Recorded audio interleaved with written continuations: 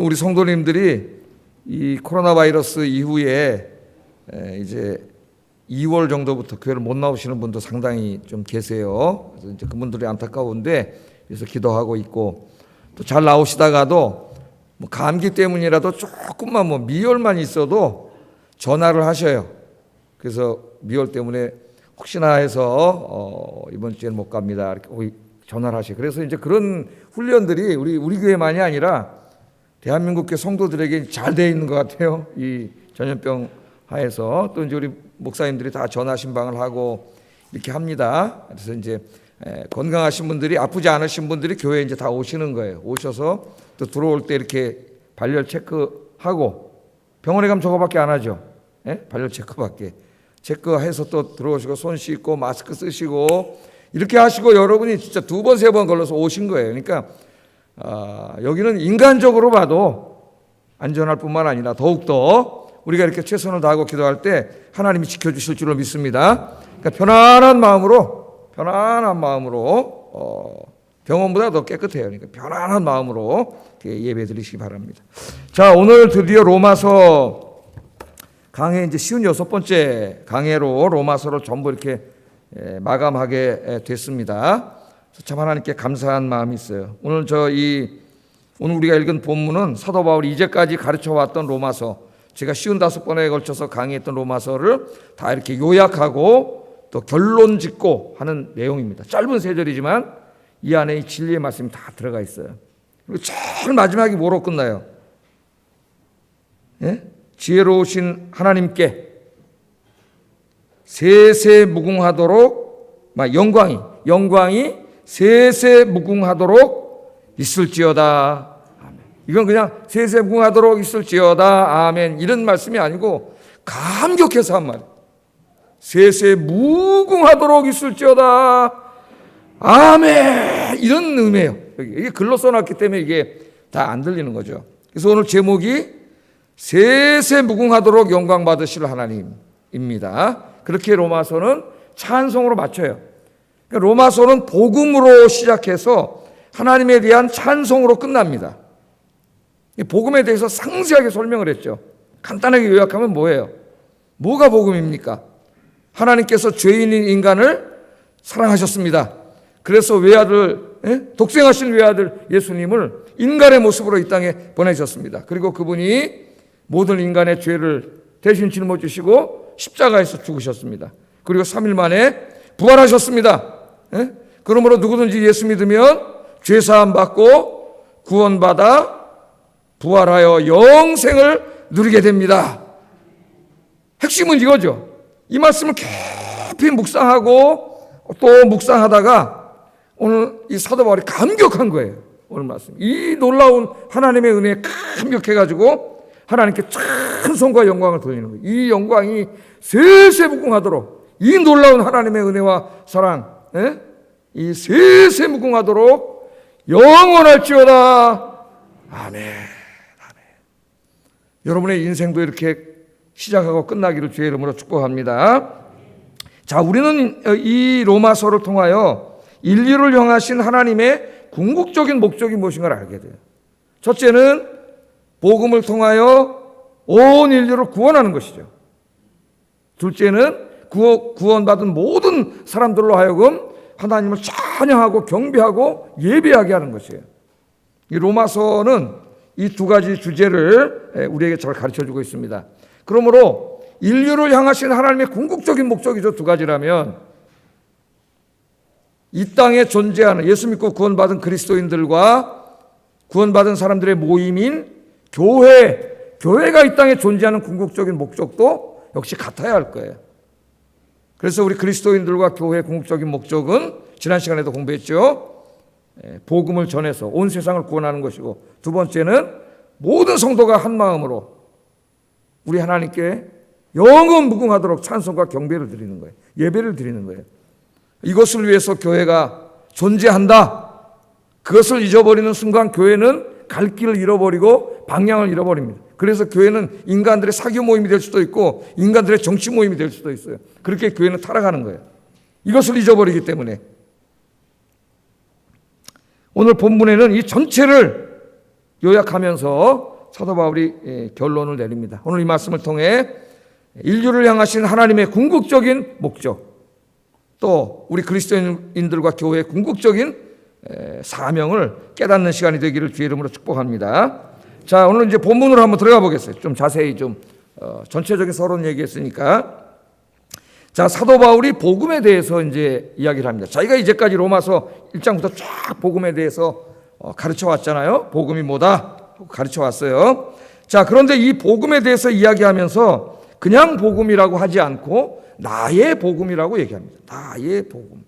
이런 독특한 표현을 써요. 나의 복음. 하나님에 대해서도 얘기할 때 나의 하나님. 구약에도 보면 경건한 분들이 하나님에 대해서 얘기할 때 나의 하나님이라고 많이 얘기해요. 야, 하나님은 천지를 창조하신 전능하신 하나님인데 하나님이 어떻게 나의 소유가 될 수 있습니까? 근데 린칭 소유격을 써서 나의 하나님. 오늘도 이 사도 바울이 복음도 나의 복음이라고 이야기해요. 자, 25절에 보면 나의 복음과 예수 그리스도를 전파하무, 그렇게 얘기합니다. 나의 복음과 예수 그리스도. 자, 여기 이제 일단 오해하지 말아야 될 것은 나의 복음이라는 말이, 이 말을 오해하면 안 됩니다. 나의 복음이라는 말은 바울이 이 복음을 자기가 만들어냈다, 창작했다, 그런 의미가 아니에요. 오늘날 이 자유주의 신학자들이 이 기독교의 복음은 원래부터 이렇게 하나님이 인류를 구원하시기 위해서 외아들을 보내주시고 이렇게 해서 생겨난 복음이 아니고 그냥 사도 바울이 창작해낸 이야기, 종교를 하나 만들려고, 그리스도교를 만들려고 그냥 만들어낸 이야기다, 이렇게 주장하는 이 자유주의 신학자들이 많이 있어요. 책도 막 써내고 그럽니다. 그런 말에는 하여튼 기도 기울이지 마시기 바랍니다. 읽을 필요도 없어요. 그냥 그런 책 이렇게 읽다 그런 내용에서 그냥 쓰레기통에다 집어 던져버리면 돼요. 저 같은 사람이 신학을 공부하니까 다 읽어야 되겠죠. 여러분은 그런 읽을 필요 없어요. 여기 나의 복음은 바울이 만들어냈다. 바울이 만들어낸 복음이 아니에요. 나의 작품이야. 그럴 때 이 작품은 뭐예요? 내가 만들어낸 거죠. 내가 창작한 거, 나의 고안물이에요. 그러나 복음은 인간의 고안물이 아니에요. 바울의 사상이 아닙니다. 그럼 복음은 뭐예요? 그 다음에 바로 설명을 하고 있잖아요. 예? 나의 복음과 예수 그리스도. 근데 여기 이제 이 과라고 번역한 말이 좀 우리 본문을 잘 이렇게 금방 머리에 들어오지 않게 해요, 자꾸. 이 과라는 말은 영어로 말하면 end죠, end. 그리고 헬라어에는 이제 카이라고 해요, 카이. 이거를 이렇게 읽으면 나의 복음이 따로 있고 예수 그리스도가 따로 있는 것 같이 들려요. 근데 그런 의미가 아니에요, 여기. 헬라어의 카이는 동격이 많아요, 동격. 그러니까 나의 복음, 예수 그리스도, 그런 말입니다. 나의 복음, 즉 예수 그리스도. 우리는 복음이 예수 그리스도라는 걸 알고 있잖아요. 그죠? 나의 복음, 즉 예수 그리스도라는 말이에요. 그러니까 우리 기독교의 복음은 뭐예요? 예수 그리스도예요. 바울이 만들어낸 게 아니에요. 예수 그리스도께서 이 땅에 오셔서 십자가에 죽으시고 부활하심으로 온 인류를 구원하시는 기쁜 소식. 그게 복음입니다. 우리가 어떤 신학적인 용어나 신앙적인 개념을 정의를 할 줄 알아야 돼요. 정의를 해보라면 잘 못하는 경우가 있어요. 예수 그리스도의 십자가의 죽음과 부활을 통하여 이루신 구원의 기쁜 소식이에요. 기쁜 소식. 이 복음이 무슨 뜻이에요? 기쁜 소식이란 뜻이잖아요. 그죠? 헬라어로는 유앙겔리온인데 이 말을 번역할 때 우리말로 복음이라 그랬습니다.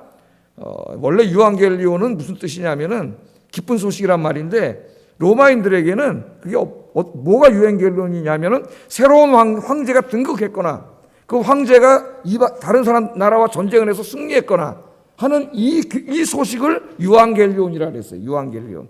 그러니까 황제가 새로 등극하면은 막 이 선심을 베풉니다. 막 목욕탕을 짓고 경기장을 짓고 막 시민들을 위해서 이런 선을 베풀어요.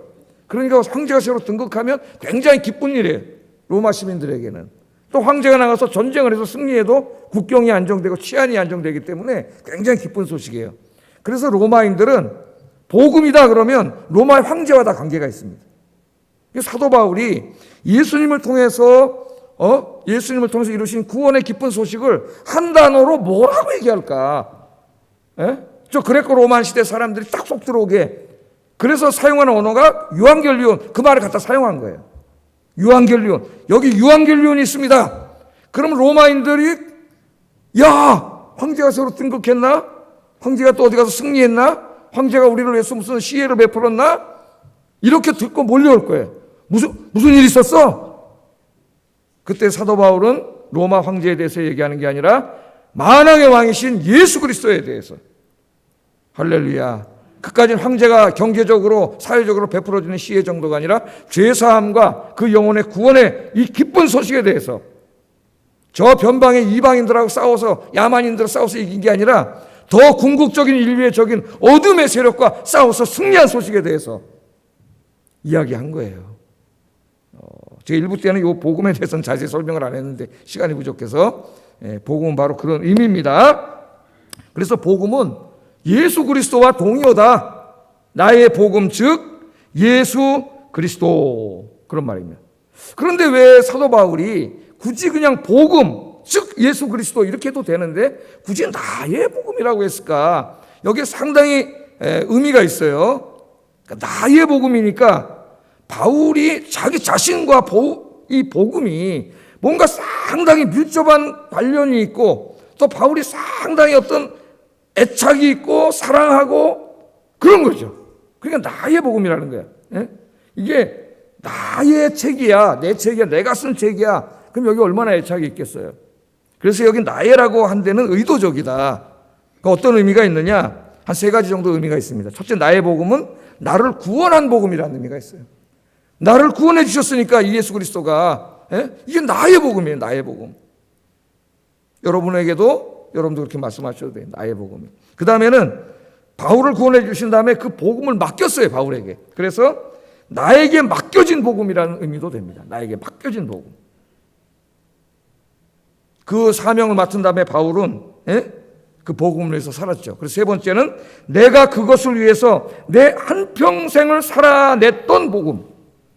그러니까 바울하고는 뗄래야 뗄 수가 없는 복음이에요. 바울은 나의 복음이라는 표현을 통하여 구원의 은혜에 대한 감사와 복음을 위해서 자신의 모든 것을 드렸던 자신의 삶을 이야기하고 있는 겁니다. 그러니까 이 한 단 안에 다 들어있는 거예요. 나의 복음, 나의 복음. 바울은 예수님을 만난 후에 이 복음이 온 세상과 인류를 구원하는 진리라는 것을 깨닫게 됐어요. 진리라는 것을. 그래서 이 진리의 복음, 여러분, 온 세상을 구원하고 온 인류를 구원하는 그런 진리의 복음이에요. 그걸 깨닫게 된 거예요. 그래서 그것을 깨닫게 된 다음부터는 이 진리를 온 세상 사람들에게 전하는데 자기 인생을 다 바친 겁니다. 바울은 그 누구보다도 내가 이 일에 더 많이 힘썼다고 그렇게 고백을 해요. 고린도전서 15장 10절 11절 읽어보겠습니다. 시작.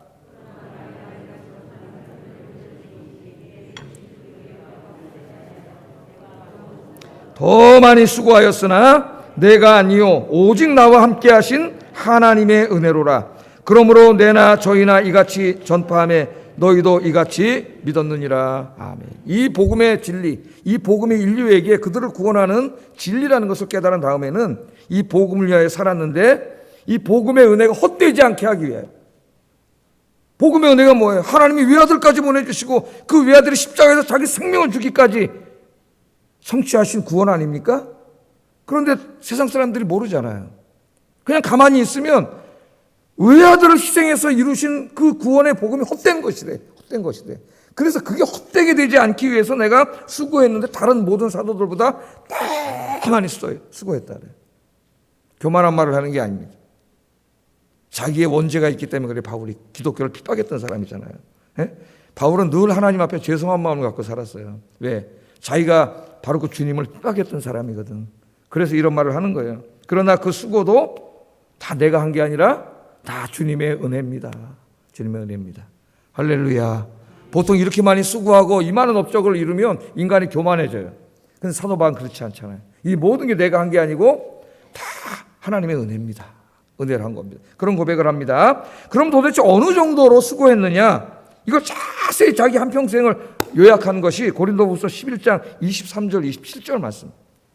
이 말씀을 보면 이렇게 말씀이 있습니다. 내가 수고를 넘치도록 하고 옥에 갇히기도 더 많이 하고 매도 수없이 맞고 여러 번 죽을 뻔하였으니 유대인들에게 40에 하나가 매를 5번 맞았으며 3번 태장으로 맞고 1번 돌로 맞고 3번 파손하는데 일주야를 기품해서 지냈으며 여러 번 여행의 강의 위험과 강도의 위험과 동족의 위험과 이방인의 위험과 시내의 위험과 광야의 위험과 바다의 위험과 거짓 형제 중의 위험을 당하고 또 수고하며 애쓰고 여러 번 자지 못하고 주림이여 목마르고 여러 번 굶고 춥고 헐벗었노라.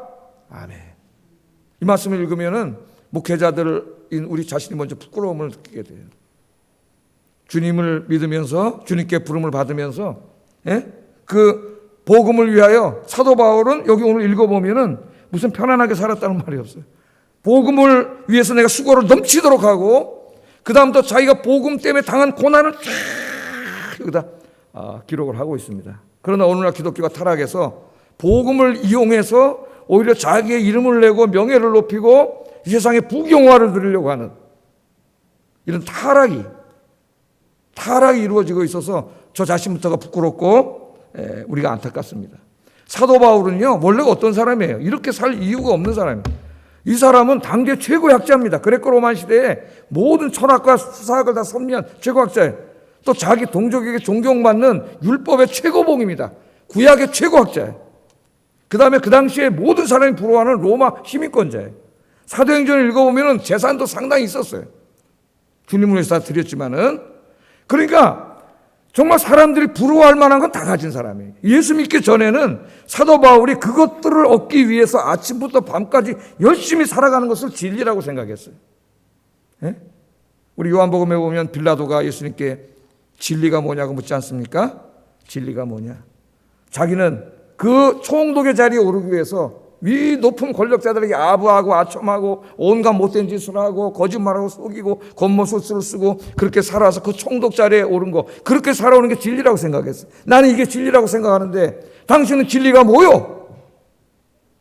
그렇게 얘기했죠. 그때 예수님이 거기서 즉답은 안 해주셨지만은 이미 대답을 하셨어요. 요한복음 14장 6절에 내가 곧 진리다 그랬죠. 내가 곧 길이요 진리요 생명이니 나를 믿지 않고는 아버지께로 올 자가 없느니라. 내가 곧 진리다.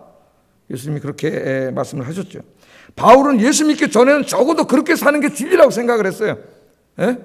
그런데 어느 날 이 기독교가 이단이라고 생각하고 기독교 핍박하러 다마스커스로 가다 부활하신 주님을 만난 다음에 놀라운 것을 깨달았는데 자기가 진리라고 생각해 왔고 그렇게 살아왔던 그 모든 것들이 다 배설물이라는 걸 깨닫게 됐습니다.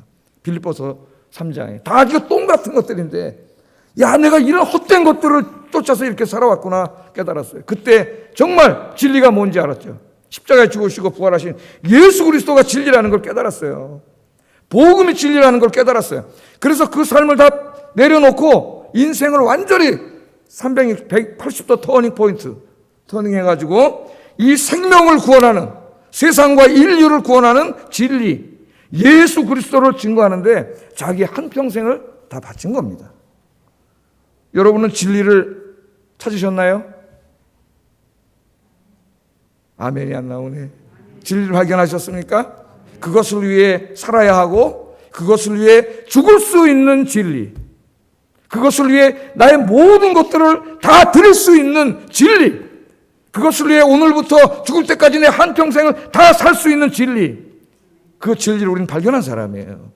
그 진리가 바로 나를 위해 죽으시고 부활하신 예수 그리스도인 줄로 믿습니다. 주님 만난 다음에 바울의 꿈은 더 이상 세상의 것들이 아니에요. 바울의 꿈은 복음이 되었습니다. 바울이 살아야 할 유일한 이유가 있었다면 그것은 온 세상에 예수 그리스도를 전하는 거였어요. 예수 그리스도를 전하는 것이 그의 삶의 의미요, 목적이요, 그가 살아가야 할 이유였습니다. 여러분의 삶의 의미와 목적은 무엇입니까?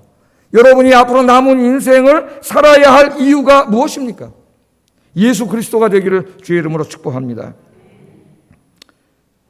하나님께서는요, 오늘 바울이 고백한 것처럼 나의 복음 예수 그리스도, 그 고백이 저와 여러분의 고백이 되기를 원하세요.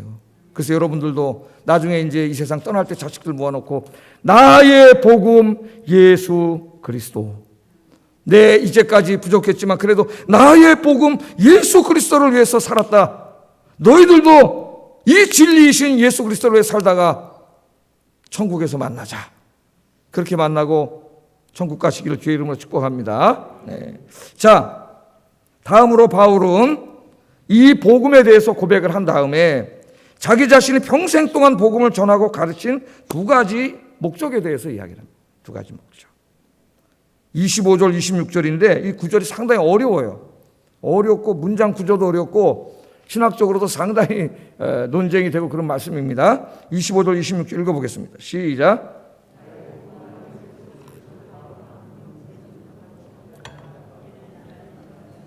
영원하신 하나님의 명을 따라 선지자들의 글로 말미암아 모든 민족이 믿어 순종하게 하시려고 알게 하신 바 그 신비의 계시를 따라 된 것이니 이 복음으로 너희를 능히 견고하게 하실 것이다. 그런 말이에요. 그러니까 복음에 대해서 자기가 복음을 왜 이렇게 열심히 전하고 가르쳤느냐 얘기할 때 먼저 복음에 대해서 간단하게 이야기한 다음에 두 가지 목적을 이야기합니다. 두 가지 목적. 첫째는 뭐예요? 모든 민족을 구원하려고. 문장이 복잡하지만 말씀이 모든 민족을 구원하기. 또 하나는 뭐예요? 이미 믿고 있는 성도들의 믿음을 더 어떻게 하기 위해서? 견고하게 하기 위해서. 이 두 가지 목적이에요. 내가 왜 이렇게 이제까지 이 복음을 전파하고 가르쳤는가? 로마서 전체가 다 복음이잖아요. 이 복음을 이렇게 얘기하고 있는가? 두 가지 목적이라는 거예요. 그게 곧 하나님의 목적이시고 바울의 목적입니다. 바울은 하나님과 같아요. 그게 살아가는 이유가 하나님의 목적을 이루는 거니까. 뭐라고요? 첫째는 모든 민족을 구원하기 위함이고 둘째는 이미 믿는 성도들의 믿음을 더 견고하게 하기 위함이다. 그렇게 말을 합니다. 자, 첫 번째 것부터 한번 생각해 보겠어요. 바울은 예수님을 만난 후에 예수님의 십자가와 부활의 복음을 전하는데 아까 뭐래? 남은 인생을 다 바쳤다 그랬죠. 왜? 우리 인류를 구원하는 진리는 예수 그리스도밖에 없어요. 진리는 하나예요. 구원에 이르는 길은 하나님께 이르는 길은 하나예요. 요즘 21세기 가장 무서운 가장 조심해야 될 이단이 뭐라 그랬어요? 제가 종교다원주의라 그랬죠. 종교다원주의. 구원에 이르는 길은 하나만 있는 게 아니다. 저 북한산을 봐라. 북한산 정상에 올라가는 데는 뭐 한 10가지인가 길이 있다래요. 그런데 아무 길로 올라가도 다 정상에서 만난다는 거예요. 다 하나님 앞에서 만난다는 거예요. 그러니까 예수 믿어야만 구원받는 게 아니고 불교 믿어도 구원받고 이슬람교 믿어도 구원받고 힌두교 믿어도 구원받고 예수가 좀 빠른 길일지 모르지만 다 구원받는다는 거예요. 여러분 맞아요? 안 맞아요? 예? 사탄아 물러가라. 사탄아. 그렇다면 왜 예수님인 그분이 하나님이신 그분이 인간의 몸을 입고 이 땅에 오셔서 십자가에서 죽으셔야만 했겠습니까? 예수님은 유일한 길이에요. 원 오브 댐이 아니에요. 유일한 길. 예수 외에는 구원이 없어요. 예수만이 인류의 소망입니다. 바울은 그걸 깨닫게 된 거죠. 그는 뭐 율법에 구원이 있다거나 이런 생각을 했었죠. 아, 예수 그리스도 이분이 하나님이시고 예수 그리스도가 구원의 유일한 길이구나. 이것을 깨달은 다음부터는 이것을 열심히 전했어요. 그런데 이 복음에 대해서 이 간단한 설명을 해요. 상당히 복잡한 말씀으로 설명을 하는데 이렇게 설명을 합니다. 영세전부터 감추어졌다가 이제는 나타나신 바 되었으며 선지자들의 글로 말미암아 그 신비의 계시를 따라 된 것이 복음이다. 이런 말이에요. 이게 다 복음을 수식하는 말이에요. 복음, 나의 복음 예수 그리스도, 그리고 이 예수 그리스도를 다 수식하는 말이에요. 뒤에서 이 말씀이. 이 짧은 한 절 안에 영원 전부터 저 종말의 때까지 하나님의 구원의 신비가 다 들어있습니다. 이 한 절 안에. 어디서부터요? 저 영원 전부터 앞으로 있을 언젠지도 모를 저 종말 끝까지 하나님께서 이루시는 이 구원의 신비가 이 한 구절 안에 다 들어가 있는 거죠. 뿐만 아니라 로마서와 성경 66권 그리고 하나님의 영원한 구원의 경륜이 이 한 절 안에 다 들어간 거예요. 그러니까 바울은 상당한 신학적 재능을 발휘하여 이 한 절 안에 이 모든 것을 아주 그냥 응축시켜 놓은 말씀입니다. 응축시켜 놓은 말씀. 그러니까 로마서의 요약이고 로마서의 결론이자 성경 66권의 요약이고 결론이에요. 오늘 이 말씀이. 자, 이 말씀이 뭐예요? 하나님이 인류를 구원하시고자 하시는 계획은 영원 전부터 있었다는 거예요. 영원 전부터. 성부, 성자, 성령 하나님 세 분이 우리 인간을 구원하시기 위해서 영원 전부터 구원의 계획을 세우셨는데 성부, 성자, 성령 하나님이 세우셨기 때문에 인간은 알 수가 없죠. 그래서 인간에게는 감추어진 거예요. 이게. 근데 인간이 구원의 계획을 모르면 구원을 받을 수가 없어요. 그래서 하나님께서는 이제 구약 성경, 구약 시대의 선지자들을 보내셔가지고 하나님의 영원히 감춰있던 구원의 복음을 정확하지는 않지만, 분명하지는 않지만 예언하게 하셨다는 걸 말씀을 하고 있는 거예요. 다 예언하게 하셔서 구약 성경을 읽으면 우리가 예수님을 만날 수 있습니다. 구약 안에서도. 요즘 이제 새벽 기도 때 이사야서 공부하고 있는데 이사야 49장부터 보면 메시아 예언에 관한 말씀이 상당히 많이 나오고 이사야서에 예수님을 예언한 종의 노래가 4개가 나와요. 그래서 여러분 저 새벽에 못 나오시는 분은 지금 이사야 강해를 좀 집에서 들으세요. 공부를 다 하셔야 돼요. 선지자를 통해서 다 예언하셨는데 하나님이 정하신 때가 되니까 이제 그 예언의 말씀대로 하나님이 우리를 구원하기 위해 인간이 되셔서 이 땅에 오셨다는 거예요. 이 땅에 오셨다. 그분이 예수님이잖아요. 이 땅에 오셔서 십자가에서 우리의 모든 죄를 다 짊어지시고 죽으셨어요. 그냥 죽었으면은 그분이 하나님의 아들인지 아닌지 우리가 어떻게 알아요? 그 당시에 가짜 메시아가 많았는데. 근데 우리가 어떻게 알았어요? 죽은 지 3일 만에 부활하셨습니다. 할렐루야. 사람은 죽은 지 3일 후에 죽고 3일 후에 부활할 수 없어요. 예수님이 부활하셨기 때문에 우리는 그분이 바로 구약에 예언하시고 영원 전부터 하나님이 계획하신 우리의 구원자 메시아 예수 그리스도라는 걸 알게 됩니다. 할렐루야. 여기 그리스도, 우리가 예수 그리스도 그러는데 그리스도는 히브리 말로 번역하면 메시아라는 말이에요. 그러니까 예수 메시아. 원래는 그래야 이게 더 정확하게 우리말에 들어오는데 크리스토스를 그냥 음력을 했어요. 우리말 성경에. 그래서 예수 그리스도. 그냥 하나의 고유명사처럼 들리는데 사실은 예수가 영원 전부터 하나님이 작정하셨고 선지자들을 통해 예언하신 메시아입니다. 그 뜻이에요. 예수 그리스도를 믿는다는 말이 예수가 메시아임을 믿습니다. 그렇게 고백을 하는 거죠. 자, 이렇게 함으로 하나님은 예수님을 통해서 도저히 구원받을 수 없는 온 인류를 다 구원할 수 있는 길을 활짝 열어놨어요. 누구든지 예수님 믿으면 이 하나님의 사랑을 받아들이기만 하면 누구든지 그 사람이 어떤 죄를 지었든지 다 구원받는 길을 열어놓으신 거예요. 그런데 문제는 뭐예요? 사람들이 몰라요. 하나님이신 그분이 2000년 전에 이 땅에 오셨는데 저 말구에 오셨는데 사람들은 알지를 못해. 심지어 유대의 구약 학자들도 제사장들도 알지 못해서 예수님 십자가에 못 박아 죽였어요. 알지를 못해. 그러니까 믿을 수가 없어요. 그래서 사도 바울을 하나님이 부르셔가지고 네가 저 알지 못하는 이방 민족에게 가서 하나님이 이루신 이 복음, 이 진리의 복음, 예수 그리스도를 네가 다 세상 끝까지 가서 전파해라. 그렇게 말씀을 하셨다는 거예요. 그래서 내가 맡은 복음이라 그랬잖아요. 아까. 나에게 주신 복음, 그 복음을 전한 겁니다. 바울은 하나님의 사랑과 구원의 기쁜 소식을 전함으로 이 세상과 온 인류를 구원하고자 하는 하나님의 뜻을 알았고 그 하나님의 마음을 자기 마음에 품었고 그랬기 때문에 쉴 수가 없었던 거예요. 끝까지 돈 몇 푼 벌고 권력 누리고 뭐 좀 세상적인 지식을 더 누려서 유명한 학자가 되고 이까지 거기 아무것도 아닌 거예요. 이 소중한 일, 세상과 생명을 구원하는데 자기 인생을 바친 거죠. 그래서 26절에 보면 그 목적이 분명히 모든 민족이 믿어 순종하게 하시려고 예수님을 주셨다. 하나님이.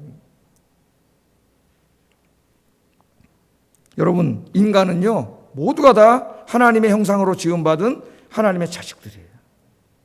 하나님 우리만 사랑하는 게 아닙니다. 아직은 예수 믿지 않고 있지만 교회 바깥에 있는 저 분들은 다 하나님의 자식이에요. 그래서 하나님은 그들을 다 구원해가지고 하나님의 나라에서 하나님과 함께 영원히 행복하게 살기를 원하세요. 그게 하나님 아버지의 마음이에요. 우리 아버지의 마음. 그래서 구원의 길을 열어놨어요. 누구든지 그 주님의 사랑을 받아들이기만 하면 돼. 무슨 돈 내는 것도 아니에요. 그냥 받아들이기만 하면 돼요. 그런데 세상이 몰라요. 이게 안타까운 마음이죠. 그래서 우리 예수님께서도 그 하나님의 사랑을 받아들이지 못하는 예루살렘 사람들을 보고 우셨어요. 우셨습니다. 마태복음 23장 37절 읽어보겠습니다. 시작.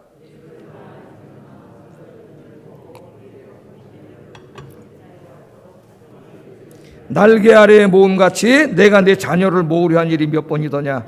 그러나 너희가 원하지 아니하였도다. 보라 너희 집이 황폐하여 버린 바 되리라. 예루살렘에는 제사장들도 살고 있고 서기관들도 살고 있고 율법 학자들도 살고 있고 권문세가들이 많이 살고 있어요. 그런데 그들이 예수님을 받아들이지 않아요. 자기들을 구원하려고 이 불편한 인간의 몸을 입고 오신 그분을 받아들이지 않아요. 그분이 예수님인지도 몰라요. 메시아인지도 몰라. 그래서 멸망의 길을 가고 있는 거예요. 그래서 그들을 보고 예수님이 우신 거지. 이들이 끝까지 회개하지 않아가지고 40년 후인 AD 70년에 로마 군단이 쳐들어와가지고 로마 전쟁이 일어나죠. 타이투스가 로마군을 쳐들어와서 무려 130만 명이 몰살합니다. 몰살. 지금 그 예언이에요. 너희가 원하지 아니하였도다. 보라 너희 집이 황폐하여 버림받으리라. 예루살렘 성에 예수 믿는 사람들은 전쟁이 일어나기 전에 성을 다 빠져나갔다 그래요. 주님의 말씀을 믿고 남은 자들이 거기서 다 죽게 된 겁니다. 예루살렘을 보고 우신 주님께서는 지금 이 대한민국을 보시고 울고 계시고 역시 수도 서울을 보시고 눈물을 흘리고 계십니다. 우리 그리스도인들은 주님의 마음으로 이 하나님의 마음으로 세상을 바라봐야 돼요. 주님이 바라보면 이 세상 사람들이 불쌍하죠. 저렇게 살다가 지옥 가니까 저 배설물 같은 거 저게 진리인 줄 알고 저거 얻으려고 저렇게 밤새도록 아침부터 뛰어다니다가 저렇게 살다가 죽어가지고 지옥 가는 게 불쌍하니까 우시는 거예요. 우시는 거예요. 그래서 주님의 마음을 가지면 세상 사람들이 불쌍해 보입니다. 주님의 마음이 없으면 부러워져요. 저 세상 사람들 나보다 돈도 많고 큰 집에 살고 맨날 세상 사람 부러워해. 하나님 나는 예수 믿는데 왜 이렇게 가난하고 저 사람 부자입니까? 이 사람은 아직 복음의 진리를 받아들이지 못한 안타까운 사람이에요. 안타까운 사람. 주님의 마음을 가지면 그 사람들이 불쌍해. 그거 다 똥 같은 것들이거든. 예? 그것들이 다 불쌍한 거예요. 불쌍한 거예요. 그 이호령 선생이 쓴 책에 그런 내용이 나오지 않습니까? 예? 자기가 한평생을 무신론자로 70평생을 살았어요. 그 사람은 공부 많이 하고 최고의 지식인이 되고 최고의 명예를 누리고 그 대가로 최고의 부를 누리고 이렇게 되는 것이 진리라고 생각하고 그걸로 해서 살았습니다. 70 될 때까지 다 이뤘어요. 다 이뤘잖아 이 사람이. 그러는데 70을 살고 보니까 그게 이룬 게 아니야. 진리가 아니야. 잘못 살아왔어요. 세상을 대하여는 큰 소리 쳤지만 언론에 큰 소리 치고 책으로 큰 소리 쳤지만 사실 자기는 반반되면 잠도 안 오고 죽음이 무서워서 벌벌 떨었다 그래. 그러다 딸을 통해서 예수 믿게 됐잖아요. 그리고 세례를 받았잖아요. 그래서 드디어 교회 나왔잖아요. 교회 나와서 예배 드리다가 깜짝 놀랐다래요 이분이. 왜? 교인들의 상당수가 그리스도인들의 상당수가 심지어는 목회자들까지도 자기가 이제까지 잘못 살아왔던 그 세상 것을 추구하는 그것을 추구하고 있더라는 거야. 기독교인들이 기도하는 내용 보니까 매 이거 주세요 저거 주세요 저거 주세요 그걸 추구하고 있더라는 거예요. 그래서 교회를 떠나고 싶은 마음이 다시 들었다는 거예요. 그 배설물들 그게 배설물인 줄 깨닫고 진리신 주님께 자기가 왔는데 진리를 추구한다고 하는 이 사람들이 그걸 추구하고 있는 거예요. 교회에서. 여러분 오늘 이 배설물과 같은 것들을 다 땅에 내려놓으시기를 주의 이름으로 축복합니다. 축복합니다. 거기 아무것도 없어요. 헛되니 모든 것이 헛되도다. 그 모든 것을 다 누렸던 솔로몬이 전도서의 결론이 뭐예요? 그건 다 바람을 잡는 것과 같아. 여러분 죄송합니다. 이렇게 펴보세요. 죄송하지만 잡아보세요. 뭐 있어요? 웅크리는 순간 다 빠져나가는 거예요. 바람을 잡는 것 같아. 그건 아무것도 아니에요. 그 길을 가면 멸망의 길로 간다고 솔로몬이 그 길을 갔던 솔로몬이 이야기하잖아요. 이 길로 오지 마세요. 그런데도 솔로몬의 경고를 무시하고 많은 사람들이 그 길을 갑니다. 심지어는 예수 믿는 사람들도. 많은 예수 믿는 사람들이 그 길을 가요. 예수 믿는지 미신을 믿는지 알 수가 없는 거죠. 예수님께서 십자가를 지고 골고다 언덕을 올라가시는데 그 예수님이 십자가 지시고 올라가니까 막 피가 흐르고 막 힘이 빠지셔서 비틀거리시고 그 모습을 보고 따라오던 여인들이 막 울었죠. 그때 예수님 뒤를 돌아보시면서 이렇게 말씀하셨어요. 누가복음 23장 28절 읽어보겠습니다. 시작. 그들을 향하여 이르시되 예루살렘의 딸들아 나를 위하여 울지 말고 너희와 너희 자녀를 위하여 울라. 누구나 슬프죠. 예수님이 그렇게 피를 흘리시고 걸어가는데. 그런데 내가 불쌍한 게 아니라는 거예요. 예수님이 나를 위해 울 때가 아니에요. 지금 너희 가족과 너희 자녀들 너희 가족들을 위하여 울라는 거예요. 그들이 예수 믿지 않으면 멸망의 길을 가기 때문에 나를 위해 울지 말고 나를 위해 울 시간이 어디냐. 네 가족을 위해 네 사랑하는 사람들을 위해서 울어라. 울면서 기도하고 전도해 구원해라. 예수님이 그렇게 말씀했습니다. 그게 바로 우리 주님의 마음이에요. 주님의 마음. 우리가 금요 기도회 때 종종 부르는 찬송이 있습니다. 제가 굉장히 좋아하는 가스펠송인데 이런 노래예요. 아버지, 당신의 마음이 있는 곳에 나의 마음이 있기를 원해요. 아버지, 당신의 눈물이 고인 곳에 나의 눈물이 고이길 원해요. 아버지, 당신이 바라보는 영혼에게 나의 두 눈이 향하길 원해요. 아버지, 당신이 울고 있는 어두운 땅에 나의 두 발이 향하길 원해요. 나의 마음이 아버지의 마음 알아 내 모든 뜻 아버지의 뜻이 될 수 있기를, 나의 온몸이 아버지의 마음 알아 내 모든 삶 당신의 삶 되기를.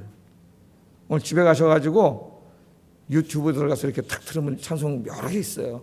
틀어놓고 한번 불러보세요. 눈물이 납니다. 오늘 여러분의 마음속에 이 아버지의 마음이 회복되는 시간 되길 주의 이름으로 축복합니다. 바울은 이러한 하나님의 마음을 알았고 자신의 마음속에 하나님의 마음을 가졌기 때문에 세상 사람들을 구원하기 위하여 온 세상으로 돌아다니며 복음을 전했습니다. 복음이 전해지는 곳마다 놀라운 일이 일어났습니다. 복음을 듣고 우상을 섬기던 사람들이 회개하고 하나님께 돌아왔습니다. 아무 희망 없이 절망 가운데 살던 사람들이 예수 믿고 새 삶을 찾았습니다. 온갖 가난과 질병 속에 고통당하던 사람들이 예수 믿고 행복을 찾았습니다. 부부간의 극한 갈등으로 인하여 가정이 깨지기 일보 직전이던 사람들이 서로 용서하고 사랑하는 화목한 가정이 되었습니다. 음란 및 온갖 더러운 범죄로 물든 사회가 예수 그리스도를 믿고 건강한 사회로 변화되었습니다. 복음이 들어가는 곳에 생명이 살아납니다. 복음이 들어가는 곳에 변화가 일어납니다.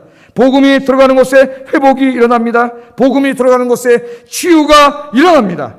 복음이 들어가는 곳에 가정이 살아나고 민족이 살아나는 역사가 일어납니다.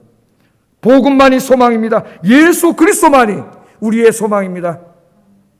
할렐루야. 그래서 사도 바울은 이미 로마서 1장 16절에 복음은 모든 믿는 자들에게 구원을 주시는 하나님의 능력이라. 아멘. 복음이 능력이에요. 복음 그 자체가 능력이에요. 여러분의 입술로 예수 그리스도의 십자가와 부활의 복음을 선포하면 그 복음은 능력이 되어서 듣는 사람들을 구원합니다. 할렐루야. 체험해 보셨습니까? 전파하지 않았기 때문에 체험해 보지 못하는 거예요.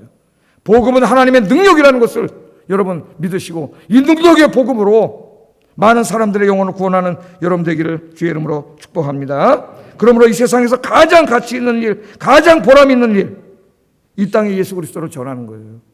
예수 그리스도보다 더 고귀하고 가치 있는 일이 어디 있습니까?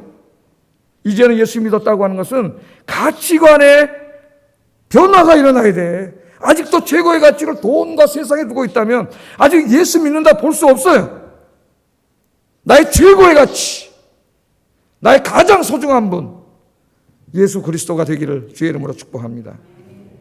자, 바울이 복음을 전하고 가르친 첫 번째 이유가 그거예요. 세상을 구원하기 위해서. 두 번째는 교회 안에 있는 사람들을 위함입니다.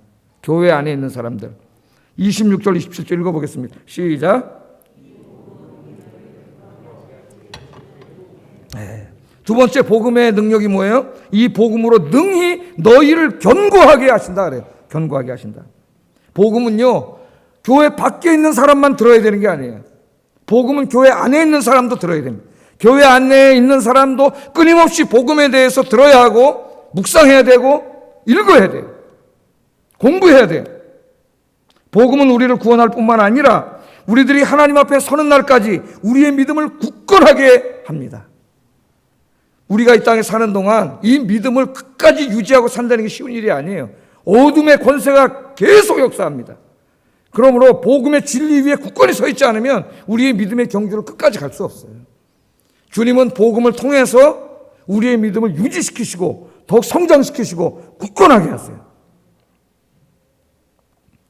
그래서 우리가 흔들리지 않으려면 부지런하게 복음을 듣고 배우고 묵상해야 됩니다.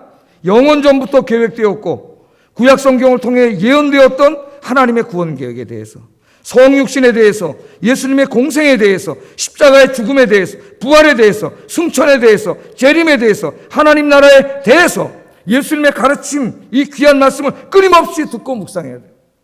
이것보다 중요한 일이 없어요. 여러분, 로마서를 우리가 쭉 공부해왔지만 로마서에는 개인적인 죄사함, 개인의 이신칭의, 개인의 구원 이런 데만 있는 게 아니에요. 우리 루터가 위대하지만 루터가 조금 간과한 부분은 이 복음을 너무 개인 구원에다 축소시켰다는 거예요. 루터 제자들이. 로마서에는 개인의 구원에 관한 것뿐만 아니라 구원받은 사람의 양심이라든가 도덕적인 삶이라든가 세금 내는 문제라든가 국가와의 관계, 교회 생활, 이웃과의 관계, 경제 생활, 그리고 우리 모든 삶에 이 복음이 다 연관되어 있어요. 그래서 로마서에서 다 가르친 거예요. 복음은 단지 예수 믿고 구원받습니다, 그 이야기만이 아니라 예수 믿고 구원받은 사람이 주님 나라 갈 때까지 한평생 이 땅에서 마주쳐야 되는 모든 문제에 대한 진리예요. 진리. 그것이 다 복음에 있어요. 복음에.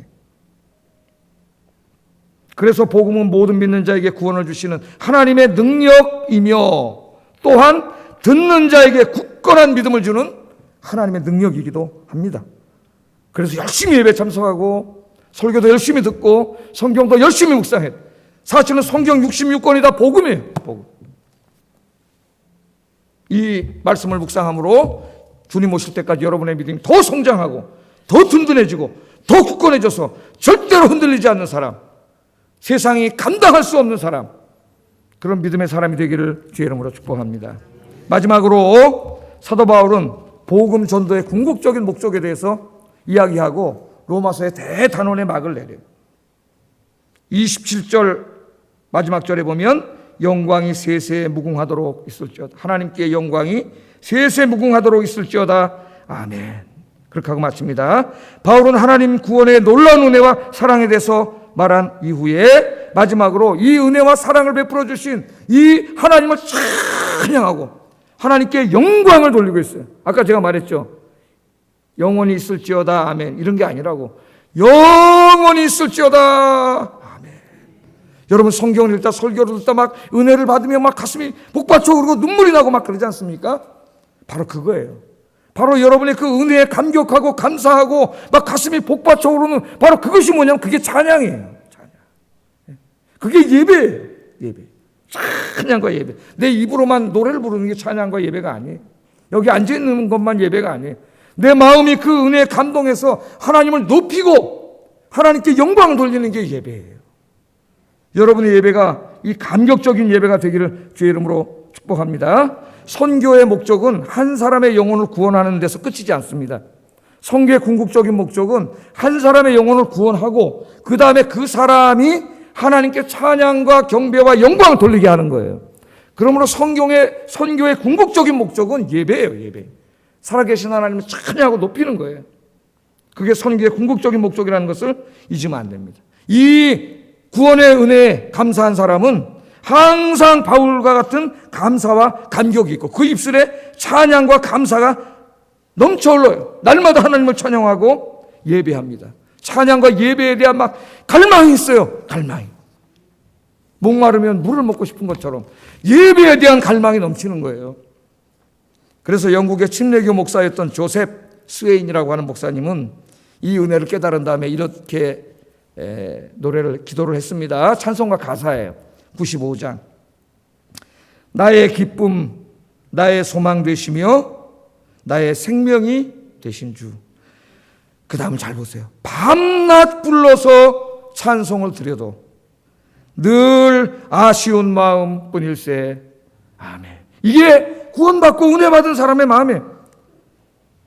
나의 기쁨, 나의 소망 되시며 나의 생명이 되신 주. 밤낮 불러서 찬송을 드려도 늘 하신 마음 뿐일세. 할렐루야. 이게 바로 은혜 받은 사람. 밤낮 찬송을 드려도 늘 아쉬운 마음. 이렇게 주일 예배를 마치고 집으로 돌아가는데 또 예배가 그립고 주님이 그립고 늘 아쉬운 마음. 집에서 늘 혼자 예배드리고 찬송 부르고 말씀을 묵상해도 늘 아쉬운 마음. 이 놀라운 은혜가 여러분에게 가득하길 바랍니다. 이미 우리가 공부한 것처럼 15장 11절에 하나님이 이렇게 말씀하셨어요. 마지막으로 한번 읽어보겠습니다. 로마서 15장 11절 시작. 모든 열방들아 주를 찬양하며 모든 백성들아 주를 찬송하라. 이게 하나님이 가장 원하시는 겁니다. 남은 인생을 헛된 곳에 낭비하지 말고 이 일에 다 쏟아붓기를 주의 이름으로 축복합니다. 기도하겠습니다. 자, 이제부터 우리가 그리스도인이 뭔가를 생각해야 돼. 이제 가치관부터 바뀌어야 됩니다. 나를 구원하신 성삼위 하나님이 나의 삶의 궁극적인 목적이요, 나의 삶의 의미요, 이제부터 내가 살아가야 할 이유가 되게 하여 주시옵소서. 이제 우리 좀 수준 높은 신앙생활을 해야 돼요. 두 번째, 이 복음을 전하여 세상과 이웃을 구하는 일에 힘쓸 뿐만 아니라 나 또한 복음을 열심히 듣고 배워서 내 믿음이 주님 오실 때까지 흔들리지 않고 견고해지게 하여 주시옵소서. 세 번째, 이 구원의 은혜 감사하면서 평생 밤낮 찬송을 불러도 늘 아쉬운 이 은혜로운 마음으로 찬양하며 예배하게 하소서. 기도하겠습니다. 사랑과 은혜가 충만하신 하나님 감사합니다. 오늘 이 귀한 말씀 로마서를 요약하고 마감하고 결론 짓는 이 말씀, 어찌 보면 성경 66권을 요약하고 결론 짓는 말씀이고 하나님의 영원전부터 저 마지막 때까지 이루실 구원의 놀라운 경륜을 요약하고 정리하는 이 귀한 말씀을 통해 하나님이 원하시는 것이 무엇인지, 하나님이 왜 아들을 보내주셨는지, 우리 교회가 감당해야 될 사명이 무엇인지, 내가 앞으로 남은 인생을 무엇을 위해 살아야 하는지를 가르쳐 주신 것 감사합니다.